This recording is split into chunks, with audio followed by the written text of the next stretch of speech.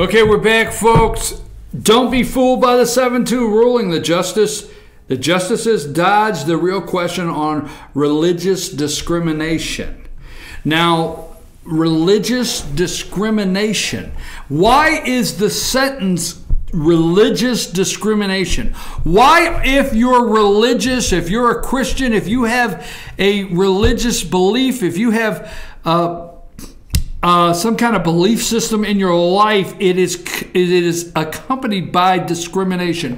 Why is religion discrimination? Why? Why? I mean, I want to know. Don't be fooled by the 7-2 ruling. The justice dodged the real question of religious discrimination. The Supreme Court punts on cakes for same-sex couples. Why is it not a right or a freedom that you are able to exercise? It may be in that Constitution over there. I may have to look. Why do you not have that freedom? Now, okay, the Supreme Court has just, has just issued a much anticipated opinion, the Master Cake Shop versus Colorado Civil Rights Commission. You got to remember, it was against the Colorado Civil Rights Commission and what they had done to Jack Phillips. You got to remember that, okay? That's why they ruled, when you call it narrow, the outcome was expected to be closely divided, but the decision was surprisingly lopsided, 7-2 in favor of Jack Phillips, the baker who refused to create a cake for the same sex marriage. But yet, because of the very specific, non-likely to be repealed bias on which Justice Anthony Scalia resolved the case, it didn't end being the blockbuster resolution for the LGBTQ queer rights, freedom of expression conflict most people were expecting. Okay, now most people were expecting this major conflict in this case. All right. Major conflict in this case concerning religious freedom, religious rights, when the actual case versed the Colorado Civil Rights Commission. Now, public sexual orientation discrimination in places of public accommodation. Now, obviously, if there is only one kind of sandal in the world that you like, and a certain department store has the exclusive on that sandal, and you want to buy those sandals, but that department store says those sandals can only be sold, although we have the exclusive, to a certain customer, that could be considered wrong. Okay? But there's a major difference in that and my goods and my services that I can provide, that I can create, where I turn in to be the personal manufacturer, whether it be floral arrangements, music, cakes, but in places of public accommodation. Now, there's two things I want to ask you. Tolerance. Kennedy said tolerance is a two-way street. And why do we always have to talk about discrimination? Do you realize we allowed, if you think very deep on this, we allowed the government to define discrimination. All through the history of this country, we've defined discrimination by being told, the government kept saying, this is discrimination, this is discrimination. I mean, is true freedom not the ability to do what you want? Is true freedom, does that not give you the rights to do what you want when you want? As long as you don't infringe on others? I mean, their freedom? And why did the government say every time that my freedom, that I wanted to do certain things a certain way, why did they label me and say that it's discriminating against somebody? Why? Why did we let them define discrimination? Why can't we truly make our own decision on who we want to be with and not be with, based on whoever and whatever? So I don't want to stay on this subject all day, but I do want to say this. Keep in mind, as people are discussing this today, that the sexual orientation discrimination in places versus accommodation, all right, it is actually the Supreme Court. It was Jack Phillips versus the Colorado Civil Rights Commission. Now, I want to switch gears on Georgia and other states. So yesterday this comes out, and first of all, I don't know time-wise, so I don't want to get into the argument with them, but Brian Kemp puts out, put up Brian Kemp's picture. He puts out a statement, okay? This is a Republican candidate. Now, I am concerned with, keep in mind, let's go with SB, okay? Remember, I had it here somewhere. Hold on just a minute. Remember SB 129. Don't forget SB 129. All right? And that would be the Georgia Religious Freedom Bill, SB 129. Now, remember several years ago, State Senator Josh McCoon, you remember, I think it's 2 terms in a row, they tried to get it on the floor, okay? And then they put a watered-down version that meant nothing that was passed, and even Democrats voted for it, which meant it was nothing, okay? And then when they tried to attach this rider, SB 129, to it, it failed.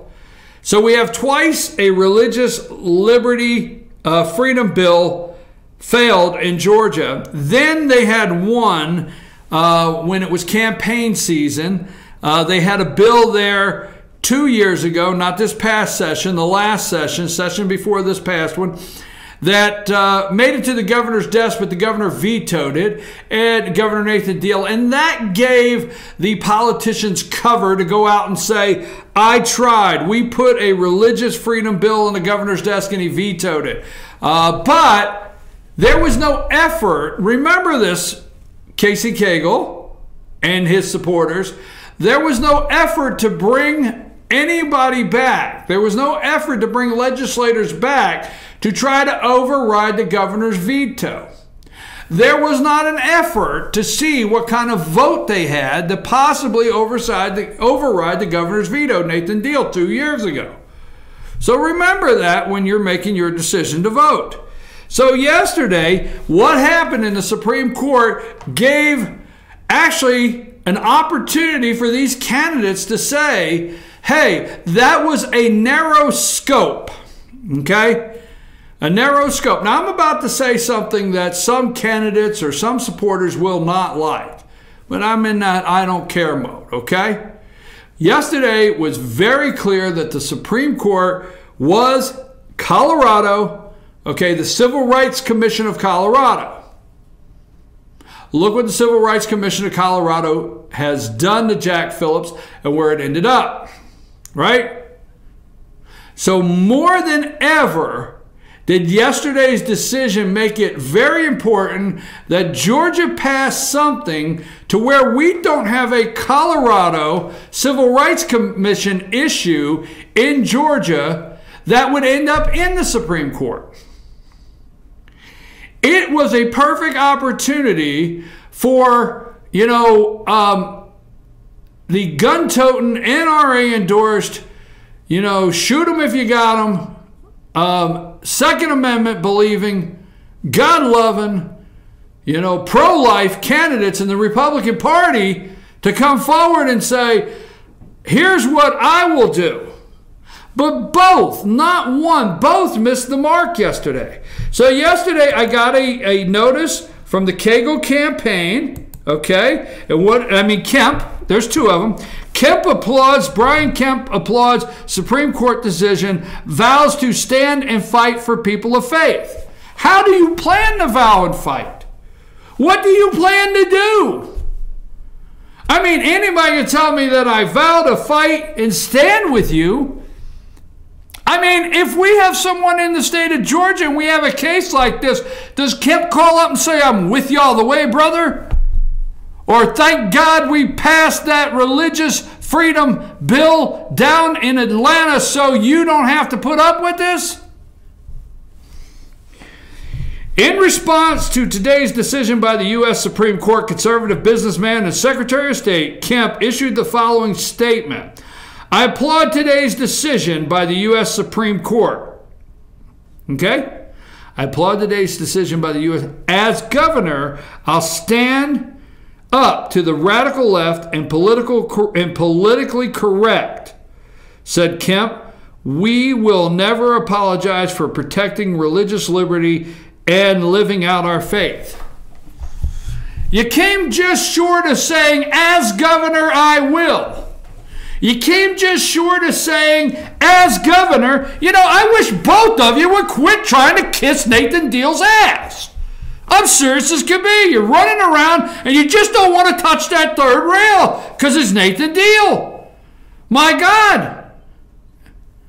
I mean, you know, if you were to say that if, as governor, I will, I mean, we'd like to have a damn statement out of these politicians, as governor, I will. Donald J. Trump said, as president of the United States, America will be first. It is. As president of the United States, I will cut regulations. He did. As president of the United States, I will cut your taxes. He did. As president of the United States, I will appoint a conservative Supreme Court justice to fill Antonin Scalia's seat, and he did. As president of the United States, damn it, say as governor of Georgia, I will. Write it down on a damn piece of paper and keep your promise when you get under the gold dome and you're living in the mansion. Period. Nowhere do I hear, as governor, I will. You applaud. Damn it, I don't want you to applaud a damn thing. I don't want your applause. I want to know, as governor, will you request religious freedom bill for the state of Georgia and the people that are not discriminating, just living out, okay, their Christian values, their religious beliefs, just living them out, okay? Period. Not religious discrimination. Religious freedom. Look, if you guys want to live together, you women want to live together, you want to live somewhere, you got the money, you buy a piece of property, build a house, pay your property tax, pay your taxes to the government, and don't bother me. Whatever the hell you do, I'm a live and let live person. It's not whether I believe in what you're doing is right or wrong, but damn it, it's your property. You do whatever the hell you want to do. Get you some damn goats if you want to. I don't care. But when I own the business and I'm putting the work out and the bank's calling me for the next payment and the insurance company says my insurance is due for my liability or whatever the hell it may be, then I have some rights within my belief system to make some decisions on how that business should run. Period. I mean, I know that I'm so far out there this morning, there's no coming back. But damn it, I'm telling you right now, I applaud today's decision. As governor, I'll stand up to the radical left. How? By taking a pen and signing the bill? As governor, I will not veto. As governor, I will have a religion. What does it mean if you have that bill on your desk and you will sign it? What does it mean as a candidate for governor if you say, I will sign a religious liberty, religious freedom bill? Does it imply that the last governor or the current governor did not sign it is wrong? I'll tell you what, you people can just keep on kissing Nathan Deal's ass if you want. I'm sorry, I got to stop saying it. Politically correct, said Kemp. We will never apologize for protecting religious liberty and living out our faith. We have an opportunity not to apologize. Period. We had a religious protection, the Religious Protection Act in our adoption foster care bill, and it didn't get put in. You say you're worried about children, you're concerned about children, but Catholic charities and faith-based institutions cannot live out their faith in Georgia. Cannot. They have to just close. So many agencies out there that will adopt children or foster children in a same-sex couple's home. There's plenty out there. It's not like that there would be no chance at adopting a child for same-sex couples. But the faith-based organizations that say that's not for us, there's no protection, and the discrimination. Justice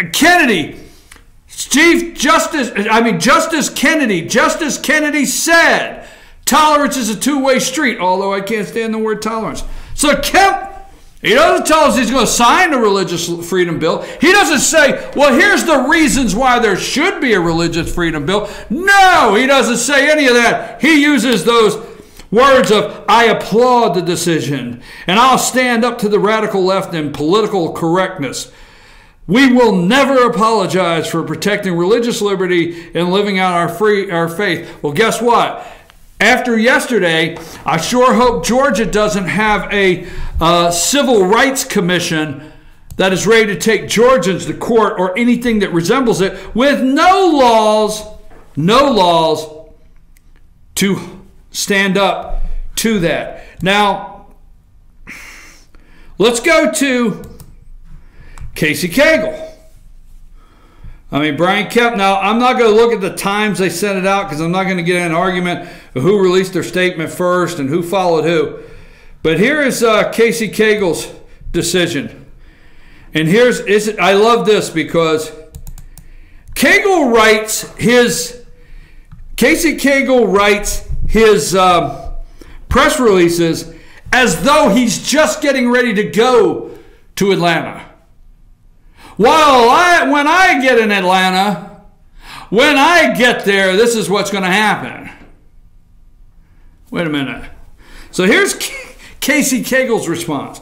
Casey Cagle, the leading conservative Republican for governor, released the following statement following the Supreme Court's decision in Masterpiece Cake Shop LTD versus Colorado Civil Rights Commission. Now, here is a lieutenant governor and a secretary of state that has totally missed their opportunity here. I bet you if this was a damn gun, they'd have a shotgun slung over their shoulder. Okay? The Supreme Court, oh, heck yeah. If this was a Second Amendment case, at the Supreme Court, and, believers in the Second Amendment would have won a landmark decision, well, hell, Casey Cagle and Brian Kemp would walk around Georgia for a week with a shotgun on their shoulder. They'd give every stump speech with their shotgun on their shoulder for a week if that was the case. But no, religious freedom and that third rail that they're afraid to touch, so they can only sensationalize it with their words and not true meat. The Supreme Court confirmed, this is Casey Cagle, the Supreme Court confirmed that what we already knew. They confirmed what we already knew. The Constitution protects religious exercise and expression, Cagle said. There's no clause that says, unless the left deems it offensive, as governor. Now he's going to tell me as governor. As governor, I will make sure no Georgian ever has to take a case to the Supreme Court to defend their religious freedom. How about as lieutenant governor? Huh? How about as lieutenant governor? How come it's important now? How come you did not come out and try to put the session back in play to do a veto override? Why did you not even discuss it when it went to the governor's desk? As governor, okay, I will make sure no Georgian ever has to take a case to the Supreme Court to defend their religious freedom. How? As governor, what will you do? Will you sign a religious freedom bill? As governor, Casey Cagle, why don't you just come out and say now that as governor, the first thing I will do is I will put on my legislative agenda a religious freedom bill that protects all Georgians to never have to go through this, and I will get it to my desk. And when it gets to my desk, I will sign it. Period. Unconditionally, I will sign it. And I will not sign a watered-down version that has no meat whatsoever. It protects the religious freedom for you to practice your religion as you believe. I will do that. No, as governor. See, as lieutenant governor, okay, there's a couple notes I put, okay? As lieutenant governor, Casey Cagle, a couple of notes that I made this morning, okay?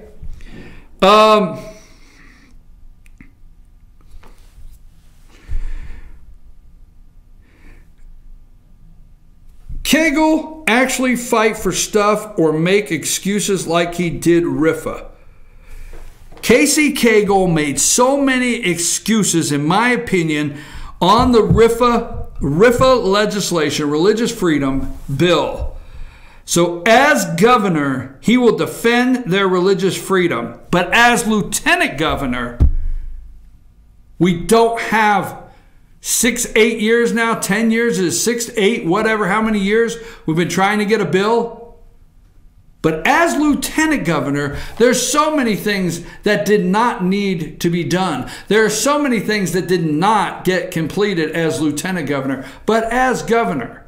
So let me tell you something, okay? Both of you candidates out there. What I would like to see on this, whether you like it or not, or whether you think, you know, who cares what I want to see. But here, let me tell you what I'd like to see on this Colorado case with Phillips, Jack Phillips, the cake maker, all right? And the Colorado Civil Liberties Commission or whatever. What I would like to see is legislation right now that says Georgia will not have a liberal Civil Liberties Commission, anything that compares to what Colorado has done, and that you vet any commission that oversees, okay, civil liberties in Georgia. That you go through there. I want either candidate right now to say, ho, look what Colorado Civil Liberties Commission did. The commission, whatever it may be in Georgia, that parallels that for Georgia as governor. First thing I'm going to go do is go through it and make sure a bunch of left-leaning wackos are not on this commission, first and foremost. Second, that makes these decisions where you file a complaint. Second, I'm going to make sure I'm going to go in as governor, and part of my legislative agenda before the pre-session meeting, when I go in and my staff goes in and says, these are the governor's agendas that he would like to see happen in this session. The number one thing on there, number one, number two, is going to be a RFRA bill that I will sign, and I'm going to ask the Speaker of the House and the new Lieutenant Governor to get that to my desk immediately. Do you realize that session does not have to end? Do you realize that? Do you realize on day one they could pass something and the governor could sign it on day two? So don't fall for anything. Don't fall for all of it going through committees. Don't fall for all these watered down amendments, folks. Don't fall for any bit of the smoke and mirrors that these politicians tell these candidates that based on what happened in Colorado, you want something on your desk immediately for religious freedom and for the people of Georgia, and you want to sign it. I'm your host, BKP. I better take a break. I'm running long and got out there in left field. Take us a break.